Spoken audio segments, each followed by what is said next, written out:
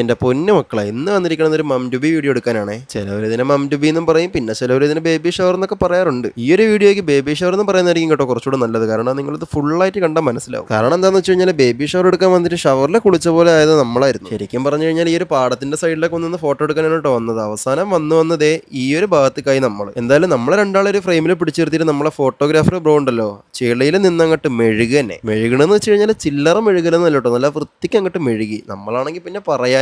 ആ അക്കുടേറ്റ് കനാലിൽ കൂടെ പോണ വെള്ളം മുഴുവൻ നമ്മുടെ മേലേക്കായിരുന്നു. പിന്നെ കൊതുകടിയാണെങ്കിലോ അത് വേറെ. എന്തൊക്കെയായാലും വേണ്ടില്ല, കുറച്ച് അടിപൊളി ഫോട്ടോസും വീഡിയോസും കിട്ടാനില്ലെന്ന് വിചാരിച്ചാണ്ട് സഹിച്ച് നിന്നു. ആദ്യമൊക്കെ കുറച്ച് കൈയും കാലെല്ലാം നനഞ്ഞുള്ളൂ എന്ന് വിചാരിച്ച് ആശ്വസിച്ച് നിൽക്കായിരുന്നു. അവസാനം നോക്കിയപ്പോണ്ടതേ കണ്ടോ, ശരീരം മുഴുവൻ അങ്ങോട്ട് നനഞ്ഞു. പിന്നെ ഒന്നും നോക്കില്ല, ഏതായാലും നനഞ്ഞതല്ലേ, അങ്ങോട്ട് കുളിച്ച് കയറാന്ന് വിചാരിച്ചു. പക്ഷെ ഇവിടെ രസമൊന്നുമല്ലോ കേട്ടോ. മംടുബിക്ക് ഒരുങ്ങുന്ന നമ്മുടെ സ്വന്തം കെട്ടിയോളത് കണ്ടില്ലേ, മേക്കപ്പും പുട്ടിയൊക്കെ ആകെ ഒലിച്ച് പോയിട്ട് എന്താ ചെയ്യേണ്ടതെന്ന് അറിയാതെ ആകെ കുടുങ്ങി നിൽക്കുന്നുണ്ട്. ഷർട്ടും കുപ്പായ ഒരു ട്രൗസർ ഇട്ടുകൊണ്ട് പാടത്ത് പന്തളിക്കുന്ന ചെക്കന്മാർക്ക് ഇതൊക്കെ എന്ത്. എൻ്റെ ഒരു പേഴ്സണൽ അഭിപ്രായം പറയുകയാണെന്നുണ്ടെങ്കിൽ വേടന്റെ പരിപാടിക്ക് ശേഷം ഞാൻ അന്നാണ് കേട്ടോ ഇത്ര ഒരു ചളിയിൽ ഇറങ്ങുന്നത്.